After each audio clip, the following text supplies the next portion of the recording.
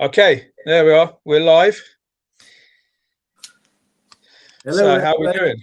I'm doing good. What about you, Yogi? Yeah, not too bad at all, my man. Not too bad at all. Busy with polo, so it's hard work at the moment. Tell them how many horses you shot today. We did 39 today. Oh my gosh, that is a lot. Is Yeah, that full shoes? yeah, full shoes, but it's not just me, obviously. We got there's four of us today, so it's Oh, nice. yeah, so it's not too bad. What about you? You've been busy today?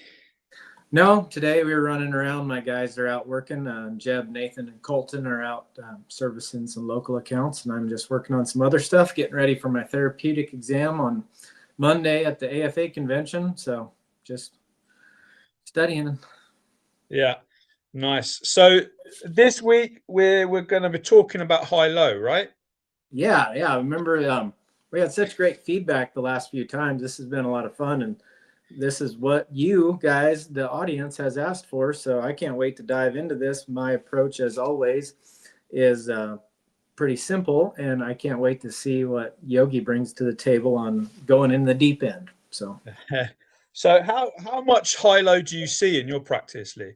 so my I don't know if I'd call it a practice, but my business is very different. Like I think there are a lot of high-low cases, but in hindsight though, like most horses that come to us, the majority of them have went through a few people and are struggling, and so we get a lot more therapeutic horses. I mean, we have higher end horses maybe have issues of some kind, and seems like high low usually falls into that category because they're hard to shoe.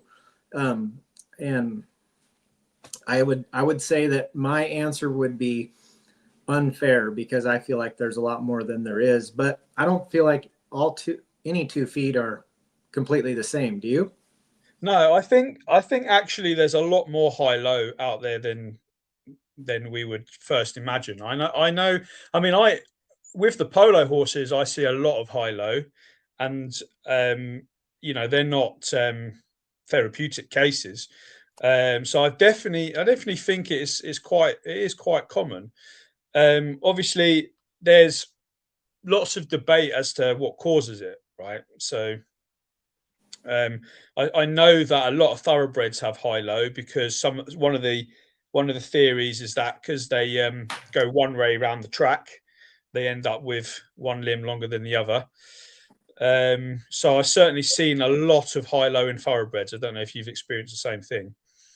Yeah, I've got my own theories on why this happens. I would think it just comes down to asymmetric balance, I guess, at the end of the day. And there's lots of different versions of that, meaning that they're just going one way, doing one thing too much. Would you agree to that?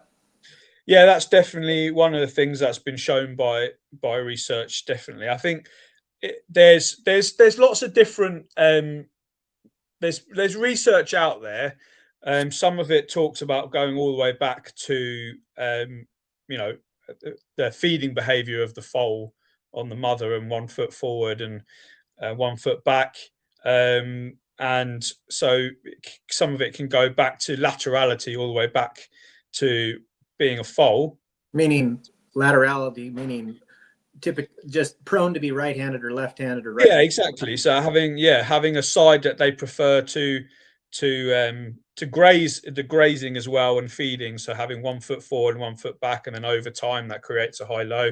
You've got the theory of actual limb length disparity as well, where you physically have one limb longer than the other, and that's actually been shown in the thoroughbred studies, where they actually have one metacarpal is actually physically longer than the other leg. So there is actually a limb length disparity, which then leads to the feet having to be different So I think angles. I feel like that's a realistic thing. How often do you think just the one limb being shorter or longer than the other happens? Well, it's not something I've measured. I notice high low all the time, but it's not something that I've then gone and measured physical lengths of bones. So that would be a very interesting thing to do, but I've not actually done it myself. But you can see the knock-on effects all the way up to the shoulder, and I'll show you some images of that. So you can physically see how it changes angles all the way up the limb, which would create a functional limb length disparity for sure. Whether it's physically different lengths in bones is something to actually be measured, but you definitely see it in terms of the angles up the limb in the shoulder and such. So what now the question now comes to what's your treatment protocol, right? So the question, well, I'm getting comments on our post right now. Oh, okay, yeah. Did you want to look at one of them first, or no? Finish your question, please. Okay. The question then moves on to what do we do about these high lows? So have you got a set protocol for it? Yeah, so my take home message to this, I think for the viewing, maybe it'd be good to tell them at the beginning what we want them to know, and then if they want to get the meat and potatoes in the middle, they can do that. So I'll answer it, you answer it. How about that? I'll go first. So Okay. I truly believe that shoeing high-low horses is actually pretty simple if you individualize their feet. Like, don't even look at the left front, give the right front exactly what it needs, and then shoe the left front exactly what it needs. And how that gets tricky is when you're talking about a performance horse. You want them to feel the same, look the same, move the same. So because you want that horse to, if it's a judged event, you want them to move the same, or if you're a timed event, you want them to feel the same. So I feel like you want to put similar shoes on them, but the fun part is I feel like both feet typically like a little bit of breakover enhancement, and the low foot is always going to want to be lower. So you need to go after that like a low foot, and the high foot wants to be a little higher, meaning higher heels. Once you bring those heels down, now it needs breakover too. So I feel like if you shoe them like that, and sometimes, we'll even, sole depth's an issue on the high foot. So adding a flat leather pad with a salad bowl shoe, creating depth on the high foot while appropriately handling breakover on the high foot is great. And we'll even put a leather wedge pad sometimes on the low foot, or depending on the palmar angle, we'll put a flat leather pad on that too, to take some of the strain off of the heels and disperse the load like some low feet like. So they get along really well in that package. Each horse is an individual though, and they don't all need pads for sure. And the reality is most barrel horses, performance horses, do better without pads. But if you've got heel failure, you got to do something. If you got a lack of sole depth, you got to do something. Yeah, definitely. I think I'd like to answer it by first talking about the biomechanics of what happens with the high low, because I want to go into a little bit more of depth from my the understanding the science behind my intervention. So I'm gonna show some slides now. So I did a webinar a couple of weeks ago now with Dr. Hausler talking about compensation. So if anyone wants to, we'll go into real depth on this stuff in that webinar with him. But I want to talk about the compensations that happen as a result of high-low, because when you understand the compensations, it gives you a little bit of understanding of what you want to do intervention-wise, right? So if we look at lameness, right? So when a horse is lame, they have compensatory mechanisms. Okay, so if you've got a front limb lameness, the horse compensates with using the contralateral hind limb.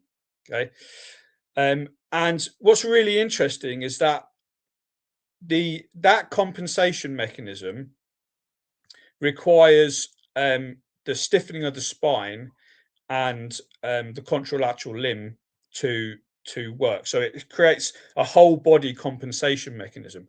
And that's talking about lameness. But what's really interesting is that a high-low actually creates the same biomechanics as lameness does in one foot. So what we can see with lameness is that we end up with horses that are lame end up having back problems. And this is because the back has to compensate for the lameness. So if we look at high-low, we end up with the same biomechanical implications, right? So when you have a high-low, we've seen from research such as Hobbs et al. 2018 and other studies, Wiggers et al. As well.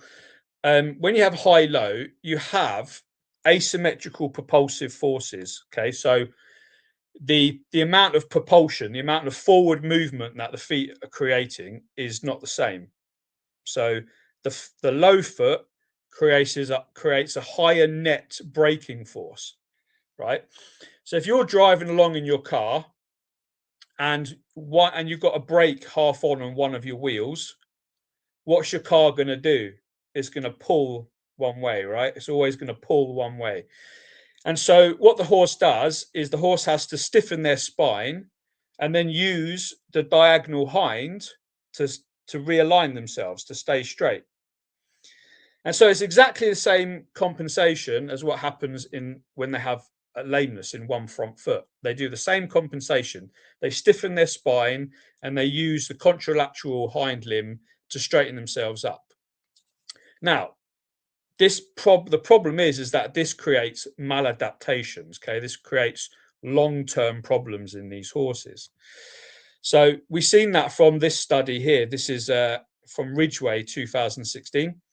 He says because of this twisting that has to happen in the horse, they end up with lots of problems in the base of the neck and in the lumbosacral region. Okay, it's because it's caused by this twisting that occurs because of the high-low in the front feet. So they end up with a lot of problems in these areas. And this is something that I see all the time in high-low. I don't know if this is something you see, you've noticed, Lee. But when you have the high-low, you have very asymmetrical shoulders. Can you see that? Absolutely. So you have the right shoulder is much more bulbous, and that's associated with the lower foot. But also, if you look, you can see how the spine is curved. And this is that same twisting that is happening as a result of the asymmetrical propulsive forces. So is that something you've noticed, Lee, in these high-lows? Yes. Is the shoulders and stuff? Yes, absolutely. And we actually got a question about that too. But I feel like a big thing in the performance horse world is kissing spine, SI, just a lot of back problems that are new. I guess, I don't know, I hesitate to say new, but common. How about that? But, yeah. But yes, I definitely see the shoulders often, the twisting of the spine. You know, I haven't seen as much of that, but I'm always surprised that the shoulder is bigger on the low foot. I would think that it would be the high foot initially, but interesting. Yeah, so I'll carry on. So this is here I did a deep literature dive into all of the literature that talks about the what happens as a result of high-low. So you have all these sorts of different things that are going on. But the important thing, the kind of take-home message here for me is that high-low is not just a hoof balance issue. It becomes a whole body issue because the whole body has to compensate for the asymmetrical propulsive forces that are created by the front end. So I've got a case here because this case is a really good way of expressing what I do. So my treatment method. So this looks like it might have cut out some of my thing, but I'll read it. Everyone can see it, but I'll read it. Hey, can I ask a question before you start though? Sure, go ahead. Okay, so Susan made a comment and I'm just responding right now so she has time and Zach and Laszlo can comment while you're reading that. So Susan has a 7-year-old gelding that she's owned since he was 3. He's had a heck of a time with saddle fit. This has led to figuring out that his left shoulder is larger, which has led to seeing that the right heel is lower than the left. So I think she's saying that the left shoulder is bigger and the left is the high foot. Is that accurate, Susan? So I've been studying what to do, and there's so much conflicting opinions between vets, farriers, and physio practitioners.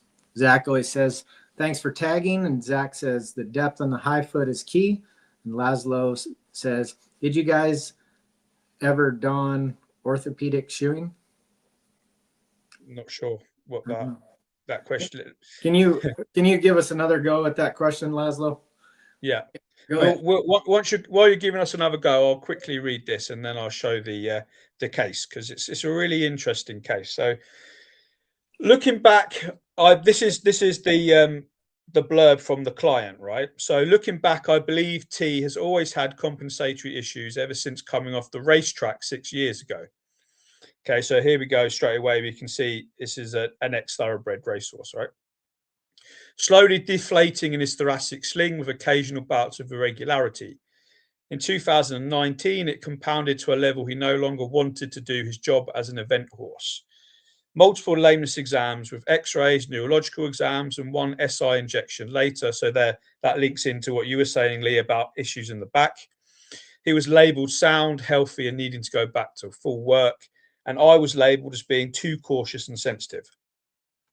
Enter a new farrier, a new chiropractor, a new diet, a new trainer, and lots of body work later. He returned to dressage competition in 2021, but his body condition and muscling continued to stay stagnant, which took me back to the drawing board. Throughout the year, he struggled to find his own balance without my constant intervention. He would become anxious when asked for any gait except the walk. T struggled to find a true connection through his back without curling his neck and bracing his pole. And my saddle always pulled to the right no matter what I did. With the halted progress, we went digging deeper, which led to x-rays of his feet. In February 2023, we're fortunate to have a clinic with Yogi, who personally trimmed T's feet. Through significant changes in trimming and shoeing, T immediately was much more comfortable in his posture. He can finally hold his own balance without my constant intervention. He can easily connect through his back with a stretching neck and a soft pole. His steps are organized, relaxed and stable, and my saddle stays right in the middle of his back. I've never felt a version of this horse. I can't see the rest of it, but you get the idea. So this is not to show off what I did, but this is just to show how she says significant changes, but actually it was very subtle changes, and this horse had high-low, and you can see the devastating effect that this high-low was having on the horse's whole body here.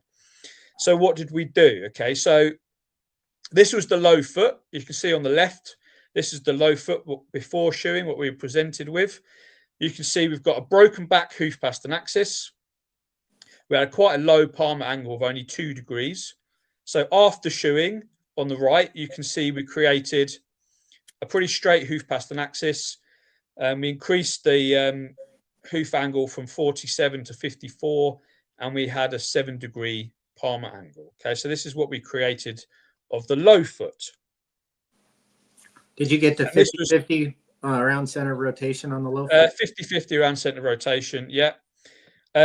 This was the high foot. So you can see with the high foot, we had a straight hoof pastanaxis, but we had a long toe.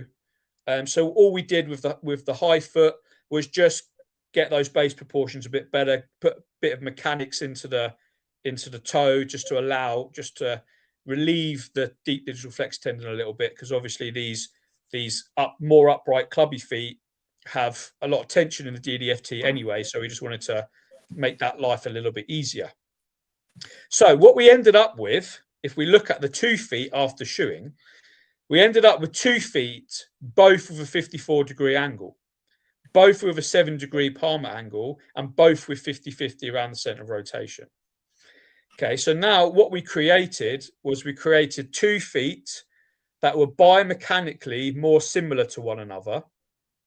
And as you heard from the blurb, that allowed this horse to maintain his balance much better, stopped so much of this tweaking and twisting that were happening in the horse, and the horse was much better as a result. So what? And the other thing that we did, though, is we also changed the medial lateral balance. So you can see here, he had poor medial lateral balance, which was causing his feet to sink in one side as well. So not only was his body being pulled one way because of the high-low, but one side of his body was also sinking into the ground as well. So everything was pushing sideways, which is why his saddle was constantly slipping to the right. So, but the point of this for me is that my intervention, as you completely rightly said, Lee, is about treating each foot individually, but making each foot as close to the ideal as it can be as possible for that foot. So if we look at high-low, it's important to understand we can have different types of high-low, right? We can have a club foot and an ideal foot. We can have an ideal foot and a broken back foot, or we can have a club foot and a broken back foot. So the important thing to do is to create the ideal as best as you can for the individual. What you don't do is try and, like, if you've got an ideal foot, you don't try and match it to a broken back foot or a club or a broken forward foot. But as you saw in that previous job, we had a very broken back hoof past an axis that we moved towards an ideal hoof past an axis, and that allowed us to create a much more balanced horse. So that's my approach, is, as you completely in agreement with you, Lee, is try and create as an ideal foot of each individual foot as you can. And if that creates a more matching pair, then that's great. But if it doesn't, then that's the best you can do.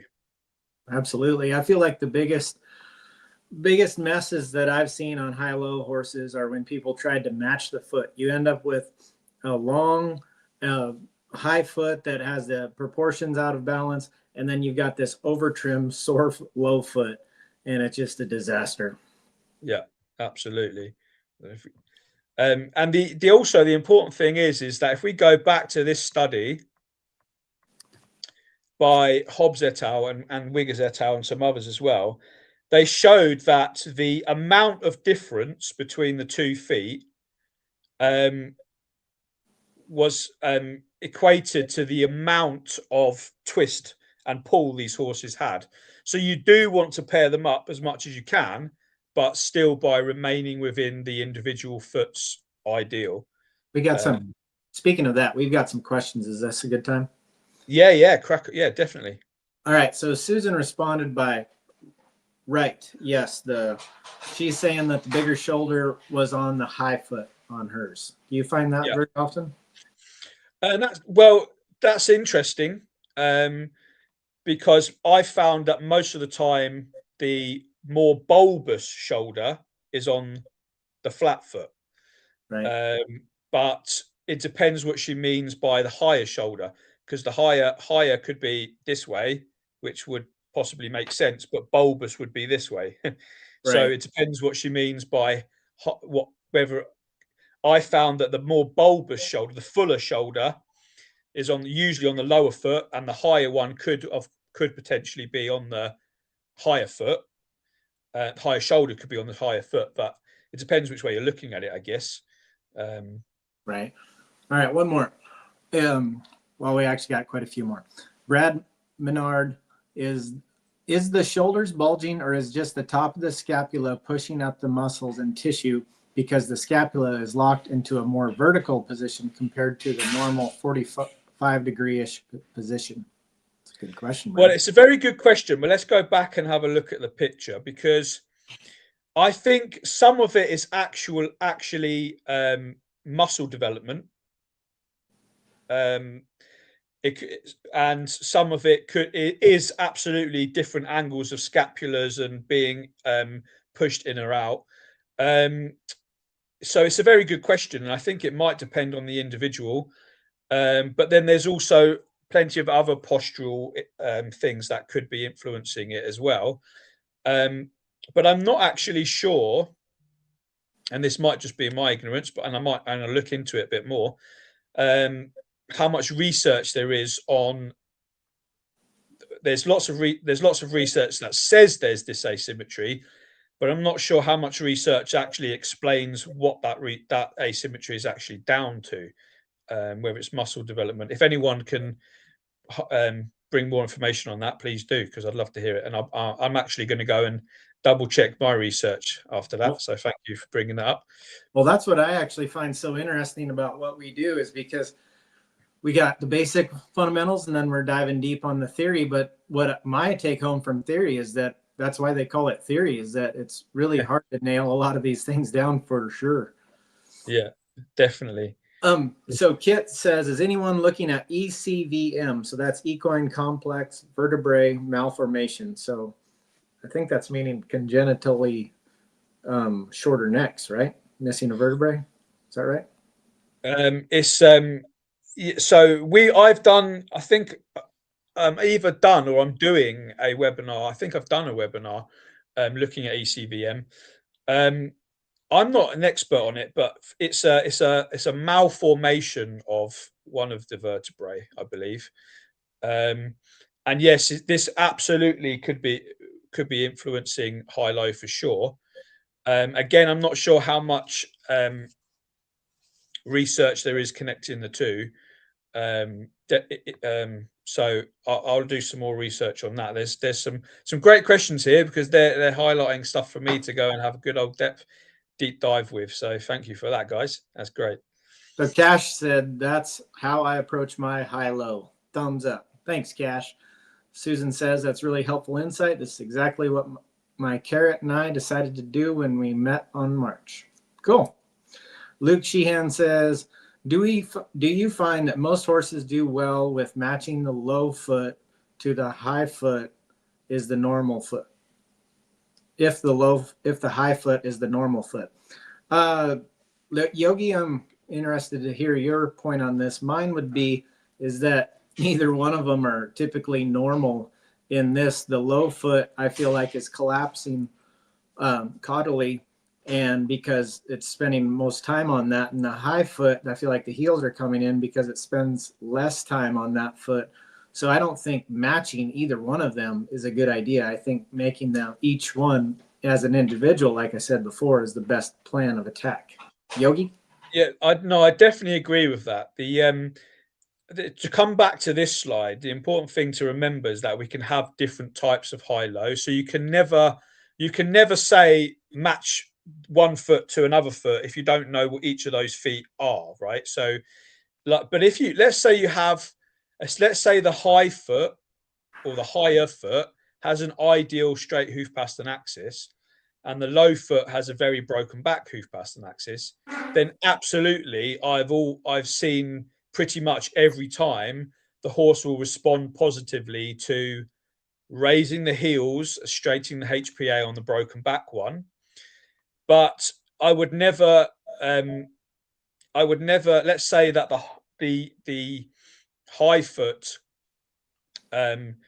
is so many degrees steeper than the broken back one that even if you make the broken back one straight, the other one's still higher. I definitely wouldn't carry on chasing it.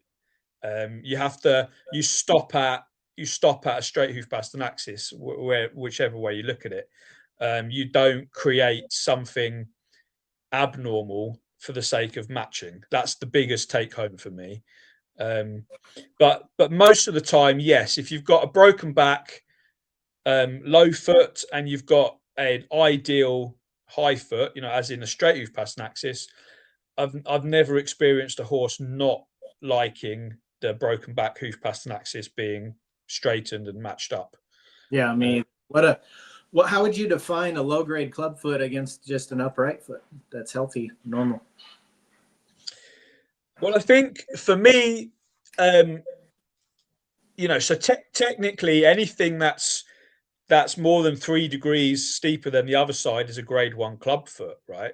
But for me, the defining point is the HPA, is the broken forward HPA. Right. For me, that's when I will not look to follow that. So if the upright foot has a straight hoof past an axis, I'm not massively, that's kind of what I want. Does that make sense? No, I agree. I was just throwing that in there because my approach is that if it's a low grade club foot and an upright foot, it really doesn't matter. No. X-rays on horses like these are crucial in my opinion, because you're going to give that foot whatever it needs anyway, and the process would be ultimately the same. If it's too positive, you're going to work on balancing that palmar angle. If it's too low, you're going to work on balancing that palmar angle. I don't know. I know it's a weak spot of mine, but I try really hard not to get caught up in labeling things and just focus on helping it. Yeah, no, I think I agree. I think, if it's a grade one club foot is I'm not going to worry too much about it if it's still got a straight. But I mean, I think the question that I'd like to ask you, Lee, is when you have a club foot, what's your protocol for club feet? Like how much heel are you trimming off? How much are you trying to take away that broken forward hoof pass and axis? Well, to me, I always struggle with that because it's what does that horse need? Well, it's usually compressing at the toe and it's growing more heel, right? So we need to find a way to create depth. And I'm a huge fan of salad bowl shoes for that reason, because you can create depth at the toe and you can still have pressure at the toe. But as far as taking heels down, well, that's the magic question, really, because most of the time there's a tight deep flexor tendon pulling this horse up. But really, it's if you gap those heels, if you trim too much heel off and there's a gap under your heels, well, you better throw a wedge back on that horse because you're about to tear him apart, because it's a muscle contracture too, or a check ligament issue that is too tight. But either way, you're going to hurt this horse by putting too much strain on him. That's why when I see people say you need to keep taking more heel off, well, I agree. He's got too much heel, but is it worth crippling your horse over satisfying your eye? I would rather do it over 3 or 4 shoeings would be my approach on lowering the heel.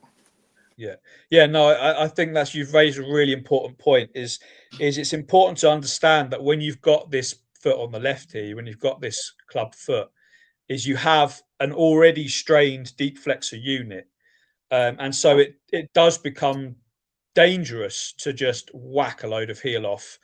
And like you say, my test is if I ask that horse to stand on that foot, do the heels touch the ground? Because if the heels don't touch the ground, then absolutely I'll always raise that heel back up by the distance that it can't touch the ground. And that's really Absolutely. important because I also think that we do want to try and create some frog engagement in those feet. Absolutely. And Zach actually has a great comment. Sorry, I'm trying to keep up on your questions, everybody here. We get going. So Zach said increase the surface area caudally. I couldn't agree more.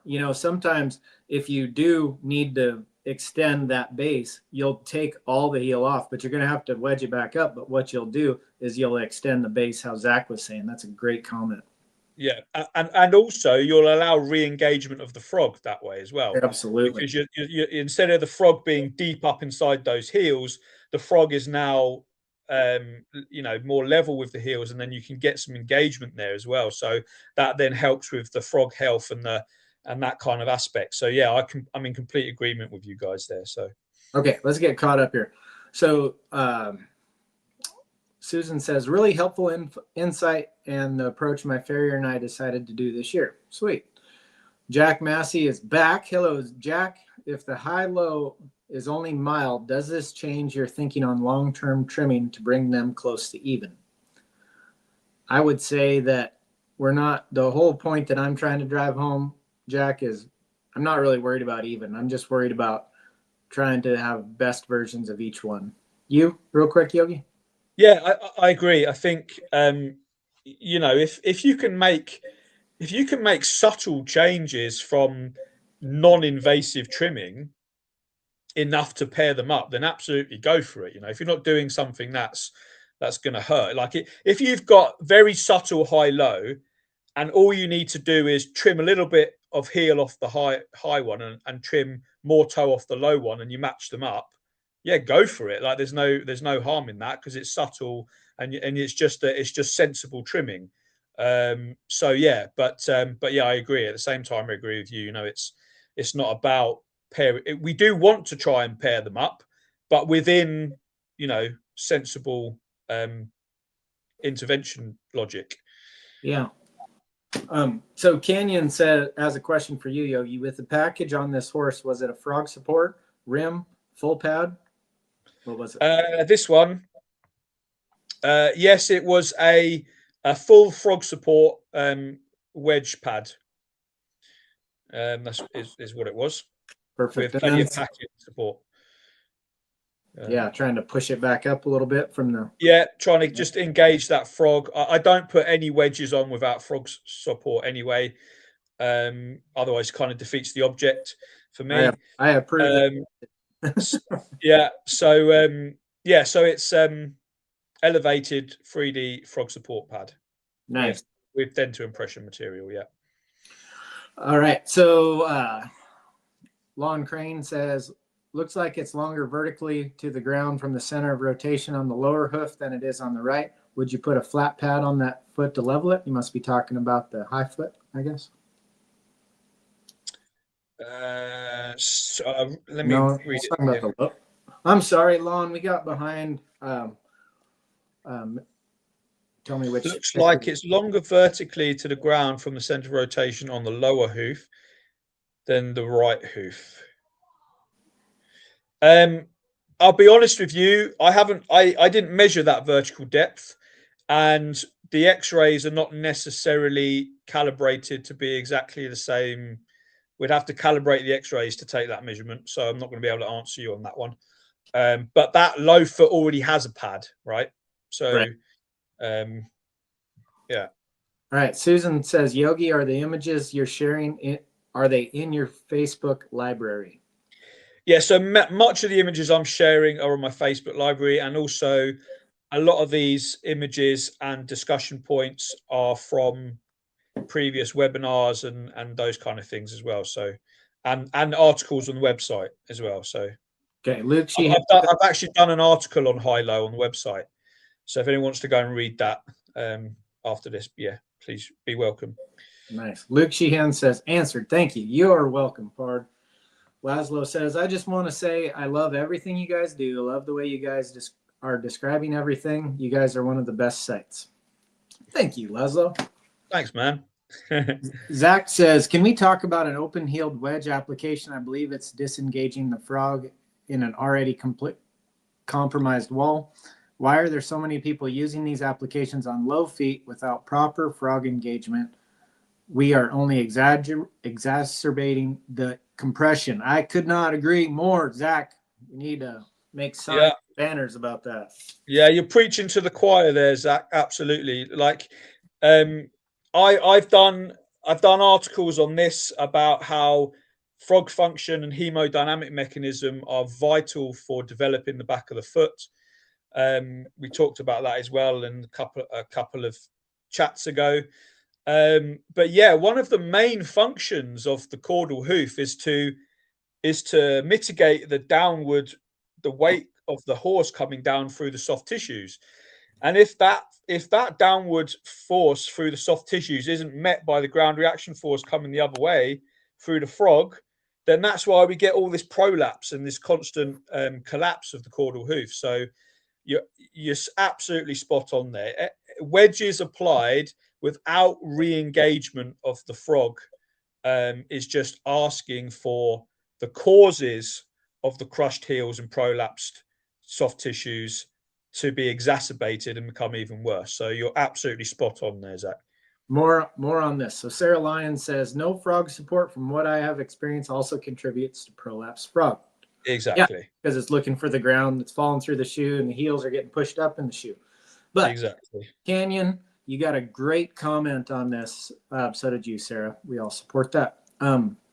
He says, agreed, probably because the 3-degree shoe is faster than a frog sport pad. I would assume you're talking about barrel horses, Canyon. Is that right? I would say. I think it means it's quicker and faster to apply.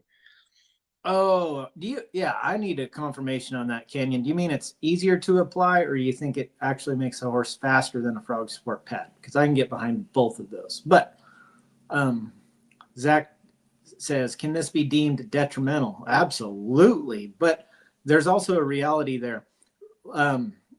I think if you go back and watch our very first presentation and my presentation at the summit, it shows this. And ultimately why I kept having heel failure is because I was setting the shoes back.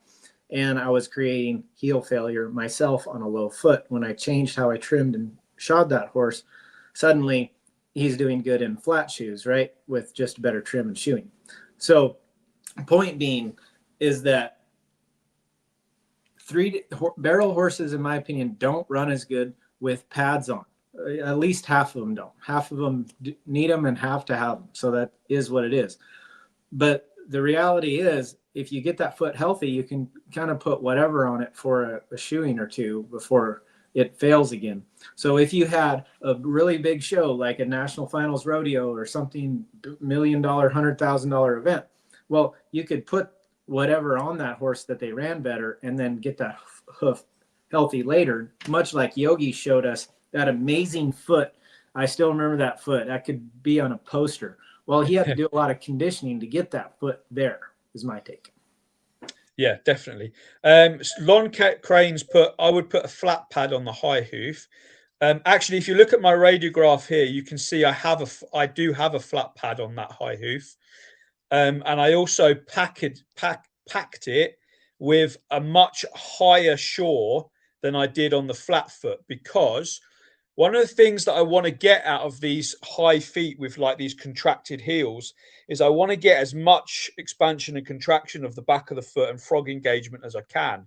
So that's why I put a flat pad on, and I put on like a 35 to 40 shore packing, which is a nice hard shore to engage that frog. Whereas on the low foot, I actually put like a 15-20 shore packaging, because on the low foot it's some more of a supportive process, whereas on the high foot it's an engagement process. I want it to force some expansion and contraction. So you want some movement. Yeah, exactly. So that's a good point there, Lon. And as you can see from the radiograph, I did put a flat pad on the high one, and it was packed with a higher shore packing. Is that something you do as well, Lee? Absolutely. Yeah, and if you're a lot of times, like if you're dealing with an injury, a heart bar shoe is really about the only thing you can do to transfer loads successfully. But we've also found that the higher shore, like the Mustad medium, that's a 35 shore, that is some very rigid stuff. And on laminitic, you'd absolutely cripple it. But if you're needing more support, that's pretty good stuff. Well, we use the soft the majority of the time, which is 25, and I think the extra soft is 15. Is that right? But yeah, that's right. Yeah. But anyways, yeah, there's lots of options there. But you brought something up where I want to go next. Here you go. Before we do, Sarah says, thank you, Lee and Yogi. You both answered questions. The question of the use of prolonged rail wedges causing more issues long term. Good. Canyon says both. I would say if your purpose for shoeing a horse is because it's faster, please don't shoe horses anymore. You need to have the goal of helping the horse should be number one. And if you takes too long, charge for your time, figure it out. What do you think about that, Yogi? Yeah, I think at the end of the day, the problem that only becomes a problem if you're not charging for the extra time, right? If you're charging for the extra time, then it's not a problem. And the horse's welfare and the development of that foot's always got to come before speed, for sure, in terms of shoeing. But he's also saying that they're faster in performing as well. So do you want to take that one, Lee? Well, I believe I already covered that immediately when I assumed that's what he said. But yeah, that's a reality. Like when you're talking about legit barrel horses with real horsewomen riding them, or horsemen, about 50% of the time they'll come in and say, I don't like the way he feels. So if that horse has to have it, well, then we got to get creative, half pads, temporary inserts, something. Okay. But I would encourage if there's any off-season, rehab them like I was saying before. But we've already been here. So if I didn't answer that, I think Canyon, I think you understand. But if anybody else doesn't get it, please comment. Susan says, thank you for your answers. It's an excellent topic. It's certainly helpful for me right now. Luke Sheehan says, mechanics and functionality more than matching. Yes, sir. Another deal we have to get radiographs on. Yes, the radiographs make a lot of jobs easier. Okay, now what I want to dive into you with, Yogi. Let's talk about blood flow differences in each foot. So, interesting. So, while I'm practicing for my TE, I've been taking Heather Beauchamp's courses. If you guys ever get the chance to take the TE, she does an amazing job, wonderful woman. But we got to talking about blood flow, and she about nailed me to the wall for this, but she was educating me. But it's a great conversation when you talk about blood flow. Does it cause it? Does it help it? I don't think that trimming and shoeing cause this. It can manage it, but it can't cause it.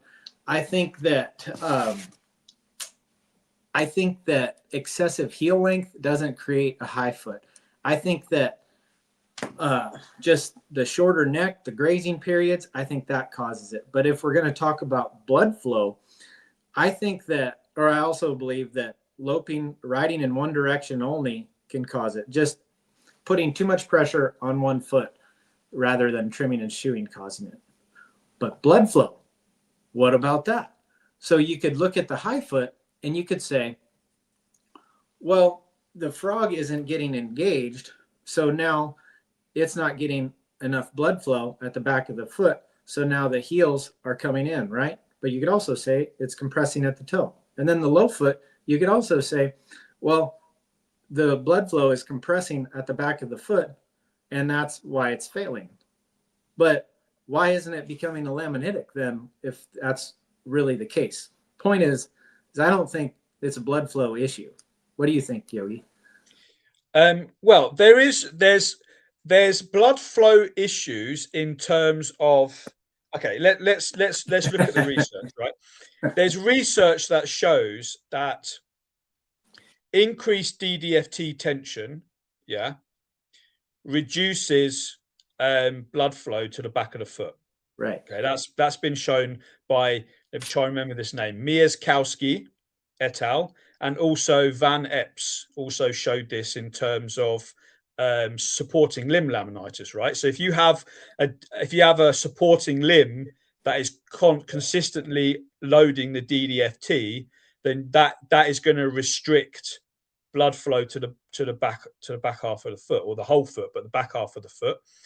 And so you can extrapolate that into, if you have a very broken back hoof past an axis, that extra tension in DDFT is going to reduce blood flow to the very area that's failing, which is the back half of the foot. So this is why re-establishing phalangeal alignment is actually so important for developing the back of the foot, because it does actually improve blood flow to the back of the foot and the germinative layer of the heels and those kind of things. Right. So blood flow is a factor in high-low, but I think more for the low foot in terms of the development of the back of the heels, of the back of the foot and the heels. In terms of the high foot, I'm not sure that. I think the expansion and contraction is more of a factor than blood flow in the back of the foot.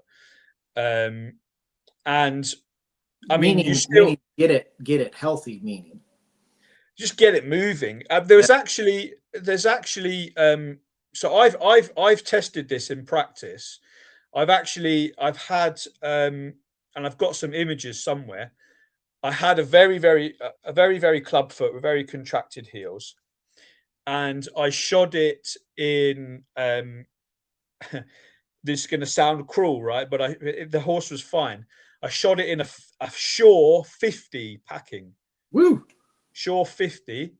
There was this packing that came out from a local shoe supplier, and it was 50.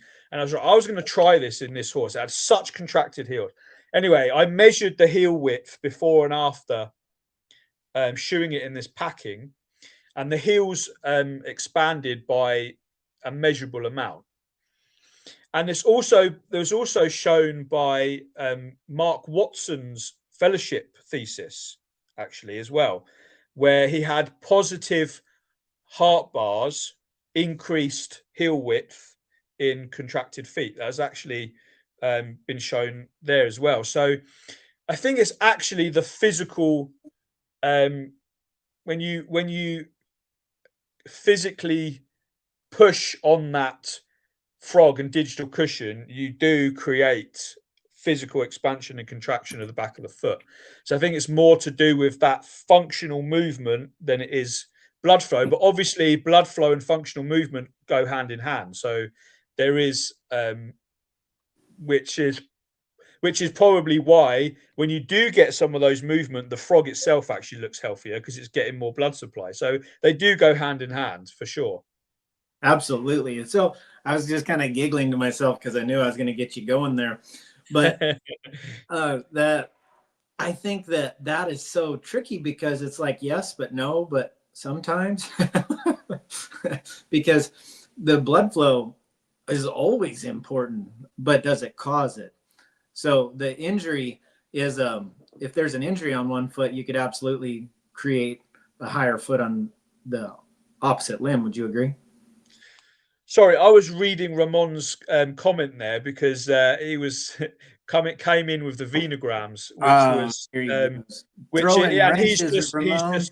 he's just absolutely validated what I was saying about the blood flow there, because he showed that when you take venograms, you can physically see that the low foot has a lot more blood flow to the toe area than the heel area, versus the high foot, which has less blood flow to the toe area, which is possibly why the heels grow faster than the toe. So blood flow's absolutely got something to do with it. So sorry about, I missed what you were saying because I was reading that.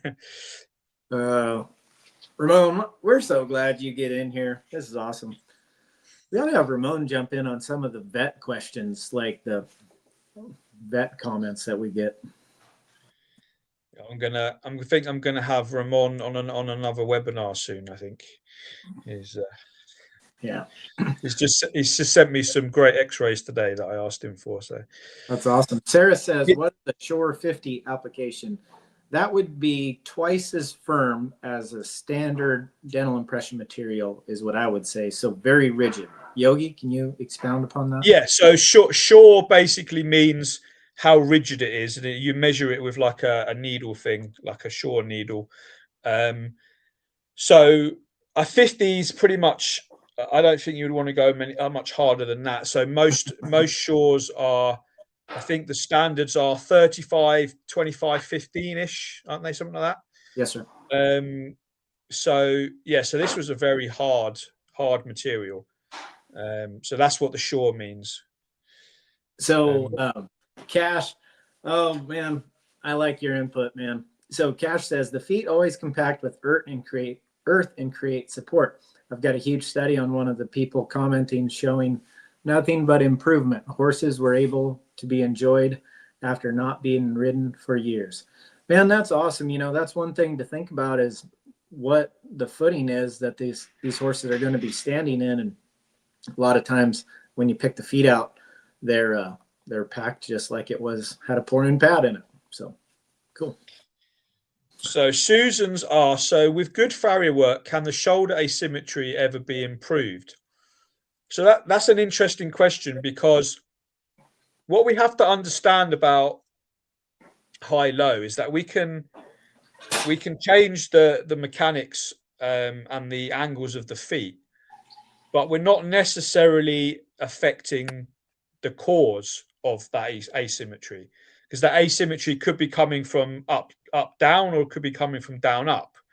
So I think it's an interesting question, because I think the answer is I think it depends, and I think we need to do more research on it to establish that, and also how far down the road is it, and those kind of things. So absolutely. So yeah, I would say that you can maintain it, but it's going to be really hard to permanently change that horse. My backbone on that is always, if man didn't make it, man can't fix it, but you can maintain it. Would you agree to that? yeah.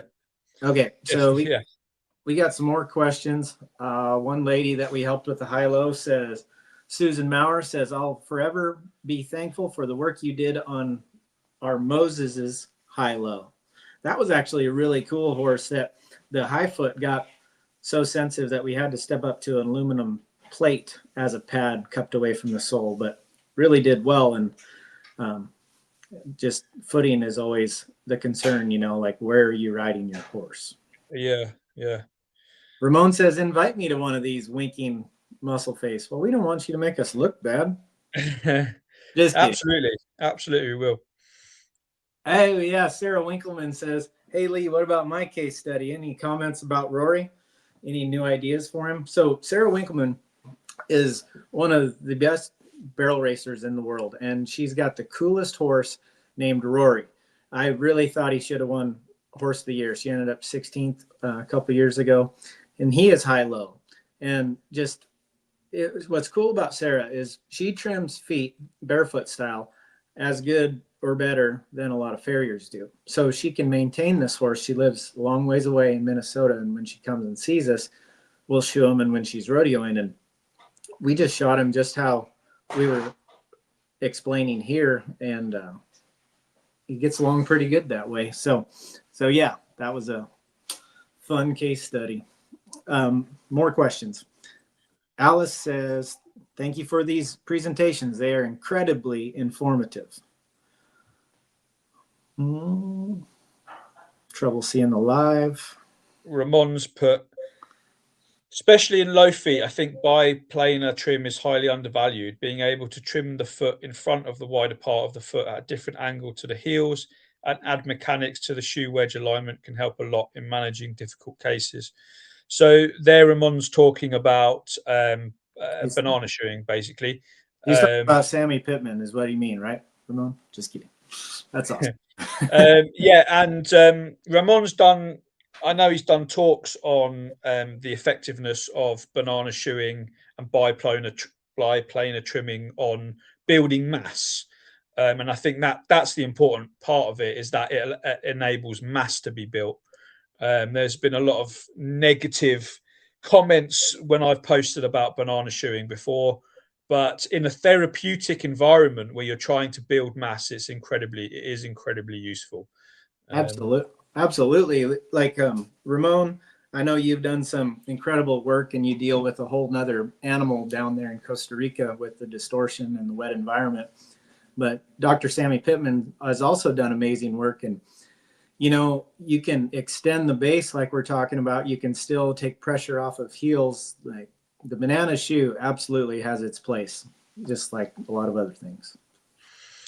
Garrett said, I'm sorry, I might have missed it. I've seen you talk about negative plantar angles improving after kissing spine. Do you see improvement with high-low after surgery or body work along with good shoeing? So that's an interesting one, because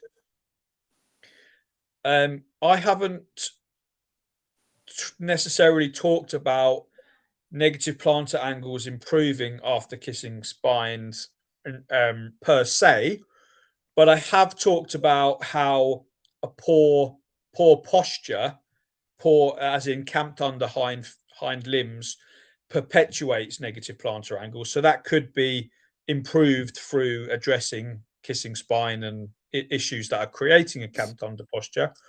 But to answer the question, I think the answer is always, in all of these hoof body connections and issues, as farriers, we can deal with our end of the equation, but it should always be a discussion with the body worker, with the vet, to understand whether these things are being caused by other physiological issues further up in the body, and whether those issues should be dealt with simultaneously or before or after. All these always have to be conversations to be had. And some of these things, certainly high-low, might just be a case of forever management, because it might not be something that can be fixed. it might be conformational, etc., etc. So you raise a good point, and the point is that there's always a conversation to be had between us working on the bottom and everyone else working on the top. And they do, and they will and do always massively affect one another. So thank you for bringing that up, Garrett. Yogi, you got a question right below Garrett, if you can see that. Garrett, what I would say is that what I talk about is kissing spine is a vet's job, and anything up above like that is not in our realm. But I do know and have seen that negative plantar angles, once you improve them, a lot of those problems go away or get better. Maybe not go away is a great word, but I do think that the majority of horses that have kissing spines have negative plantar angles. So one thing that a farrier can do is help with that. And you say kissing spines, I say x-ray the hind feet. And most of the time the posture, they'll be standing under, and then you help that horse and he starts backing up and standing where he's supposed to be. Absolutely. I mean, everything you're talking about there is in my published research paper, where we show that there's clearly a link between negative plantar angles, posture, and then pathology along the dorsal myofascial line, which includes the hock, the hamstrings, the glutes, the SI, and kissing spine. So there's a direct link all the way along that dorsal myofascial line there. So that's great. So we got more questions. TJ Jones says, excellent subject. Thank you for your time and effort to help the farrier trade. Harry Serio, the man, says, thank you for sharing this and giving us a heads up. Definitely worth tuning into. Zach Dinnan says that horses that are judged on gait, such as ranch riders and other pleasure/show horses, benefit from leaving the upright foot toe longer in length than the down foot. Is that a question? Horses that are judged on gait, such as ranch riders and other pleasure or show horses, benefits by leaving the upright foot toe longer in length than down. Then he also says, as far as the transition from breakover to stride, high foot leaves the ground much quicker than the low foot. What is the best way to match the pendulums like limbs? I've seen show horses wear an open heel wedge on the low foot and a flat on the high foot. What are your thoughts on the setup like this? Well, we talked about the open heel on a low foot, and we don't disagree with that. To be honest, I don't work on a lot of judged horses, more performance horses, but I think that matching them, we already covered, is always detrimental. So that's one thing I don't like about the judged anything, is that when you go to looking for movement and not the best interest of the horse, I think that's a problem. But what do you think, Yogi? Well, let me just clarify that matching them isn't always the wrong thing to do, as long as you're not turning something from ideal into something that's not ideal. Okay, because as we saw in this case here, which is still on the screen, if we have a broken back hoof pastern axis and we match it to an ideal hoof pastern axis by straightening the hoof pastern axis, then that's not detrimental. But if we start to try and pitch that foot even more forward and create a broken forward hoof pastern axis to match the angle of a higher foot, then that does become detrimental, because then we're going to increase strain on the suspensory and those kind of things. So we match them as close as we can while keeping them within their own physiological norm. Okay, that's important. You missed a good shot to use your new American saying, Yogi. What's that? God bless America? No, you'd be robbing Peter to pay Paul. Oh yeah, exactly. Yeah, that's yeah, that's always true. Always true. Yeah, and what that means is that if you're overstressing something, the hoof is an amazing built creation, and it has a push for every pull. So if you're overdoing something, somebody's paying for that, is all that means. Absolutely. Cash says, communication is key. There's 1,000 ways to skin a cat, and all of them are effective. Monty Lewis, world champ. I thought Monty Lewis was just famous for being the only guy that won the world with a poly rope, Cash. But that's a sidebar. Okay, back to high low. Okay, so Go ahead. you can see more questions than me. I'm not sure why I'm not seeing so many questions, but Well, I posted a teaser on Farrier 101. And then I did put a picture of a high-low horse before we shot it. And I just shot it the other day for the third time. And oh my goodness, it's something about the third time, like I feel like that's about the time we get them lined out. I just wish I'd have taken more pictures.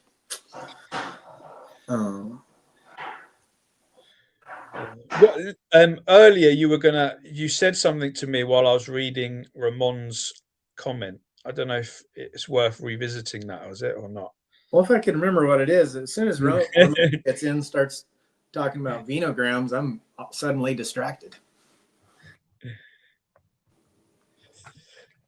So have we got any more questions, chaps or folks, ladies and gents? How about what they want to see next time? So next week, I'm not sure if I'll be able to get on since I'll be at the AFA convention, but what would you guys like to see the next time we decide to do this? It'll be as soon as possible.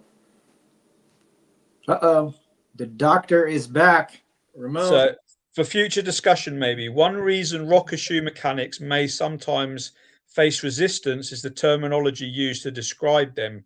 Referring to the shoe as a banana can unintentionally trivialize a concept that is fundamentally about managing loads, moments, and mechanical efficiency within the distal limb. They're valuable in the high-low horse. Yes, Ramon, that's very, very true. And actually, I was been working with Ramon on understanding the banana shoe from the point of balance concept, because the point of balance concept actually shows how and why the banana shoe works. But if we change the name from a banana shoe to a equilibrium creating shoe, or something like that, I'm sure we can come up with a name, Ramon and I, to explain it in the technical aspect of what it does, rather than an anecdotal name of banana shoe. Then that'll definitely help. But it's a great subject to talk about. Maybe the three of us can talk about banana shoes at some point. That'd be cool. Well, we apologize for calling a rocker a banana shoe, if that's an issue, Ramon. No, I don't think he was having a go at us. I think I posted about banana shoes, and there seems to be a lot of it presses a lot of buttons, but I think it comes down to a lack of understanding of when a banana shoe is applied, when it should be applied, the mechanics of it, and the benefits of it. So it would be a good subject to cover for sure. So let's have a think of doing that. We should do that. Ramon, I think he just said that he's in. He said, awesome idea. So the one thing that I've seen with rockers is Dr. Sammy Pittman is a good friend of mine, and he's an amazing farrierenarian, meaning a farrier and a vet, much like Ramon. But there's a learning curve. There's a comment on here. Cash says he stays away from rockers because they're finicky to create consistent comfort. Yeah, it's because they're hard. And that's where the biplanar trim is what they're talking about. So not just one angle, it's rocking at the heel and rocking at the toe. I was trying to get into that. And if you try to put a flat trim into a rocker, it's like a square peg in a round hole. You will have a lame horse. Ask me how I know, but you can fix it. So the trim is very, very important on those, and learning, like anything, learning how to do them correctly is key. But so yeah, that would be a good conversation, huh? Yeah, definitely. I mean, I'm lucky. Well, I say lucky. I shoe mainly high level performance horses at their peak. So I used a lot of mechanics in terms of roller shoes and reverse wedges on the heels and stuff, which is a similar kind of mechanics. but I don't actually put on a lot of banana shoes because my view on them is that they are largely a therapeutic application, and I know Ramon deals with a lot of laminitis and a lot of very thin soles, this, that, and the other. So it'd be interesting to get a different perspective on them from that, because I use similar mechanics, but I don't put a lot of banana shoes on just purely because I prefer shoeing high level top, like performance horses and winning gold cups, rather than um, fixing horses that are on their deathbed from laminitis. But Right. No, I agree with you.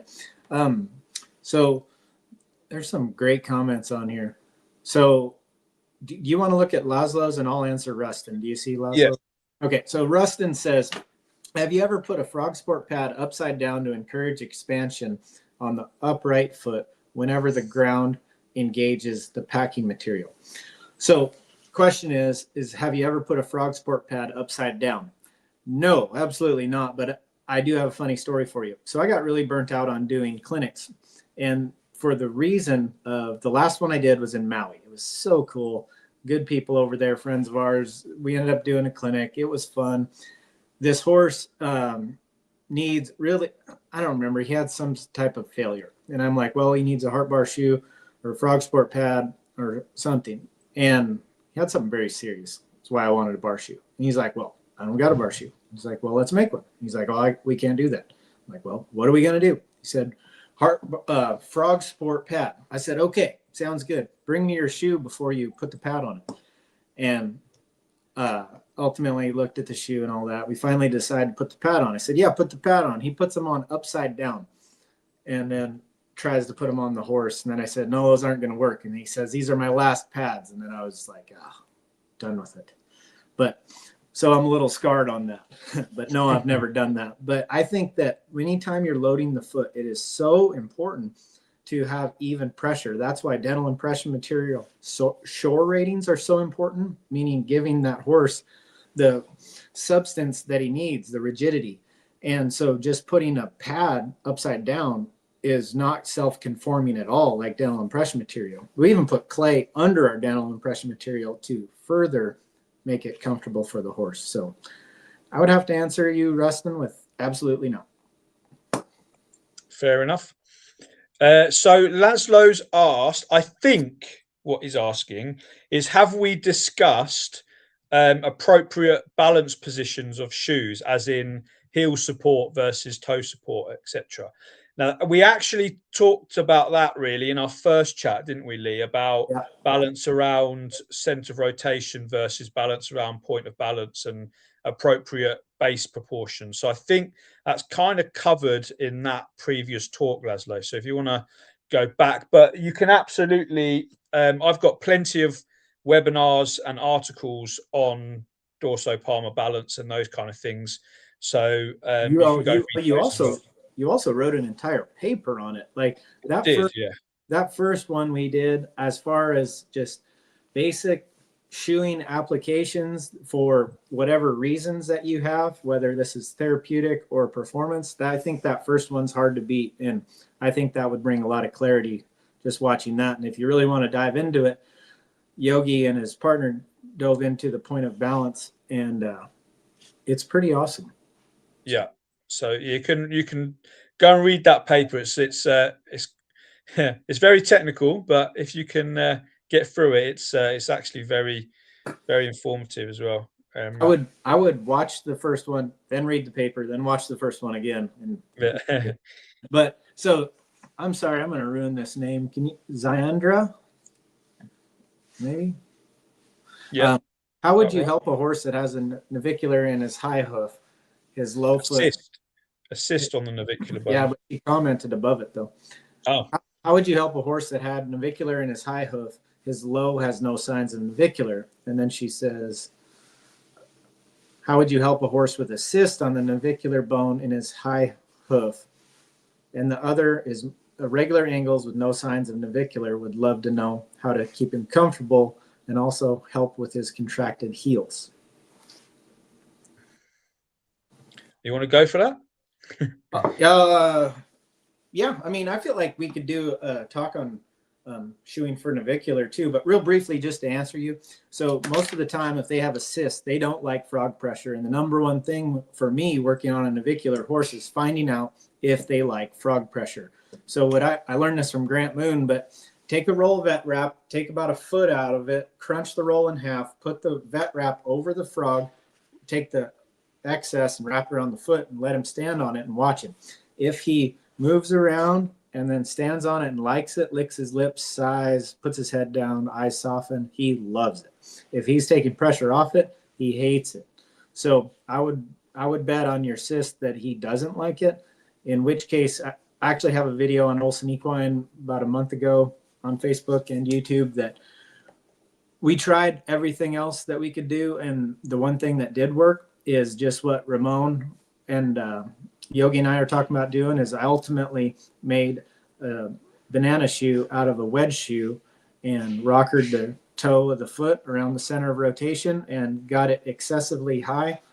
And I broke the cardinal sin of using no frog pressure, and this horse is doing fabulous. So there is a place for everything. But the secret, which we can dive into next time, this will be a lot of fun, is the application of a rocker shoe or banana, whatever you want to call it. Yeah, definitely. I was going to suggest the same thing, that this would be a perfect place for banana shoe, although we're not allowed to call it that anymore. We'll find a new name. But the other thing you could possibly think of doing is a mid-bar shoe as well. So you're then directly stopping the ground reaction forces going directly onto the navicular by having a mid-bar. That's certainly helped in past with horses that don't want to have frog pressure in that area. So for a mid-bar, you're talking about going from like the last nail hole, medial to lateral, just across for protection over the navicular region? Exactly, yeah. Exactly. Another thing you could do is you could put a heart bar shoe on for protection, but gap it to where it's not touching the frog. And that's another option. Another option would be an aluminum plate. I almost think of it as a performance heart bar because it's lighter and you can pack it accordingly, but ultimately no pressure on the navicular bone. Would you agree, Yogi? Yeah. All right. Any other questions? Looks like does anybody want to know about rocker shoes? Would that be a good one to talk about with Dr. Costa Rica? And not banana shoes, or not saying banana shoes, Ramon. If anyone's got any other suggestions of what they'd like us to talk about, well, let's get a list going and we can start planning ahead anyway. So next week we possibly won't be doing it, Lee, because you're at the convention, right? But we will come back soon as we can after that. Rocker shoes for side bone. Yeah, so people are quite happy with the rocker shoe idea. So we have to make sure Ramon can make the same time as us. We'll get him on. Yeah, Jimmy Petty, it's good to see you. Yeah, he likes it.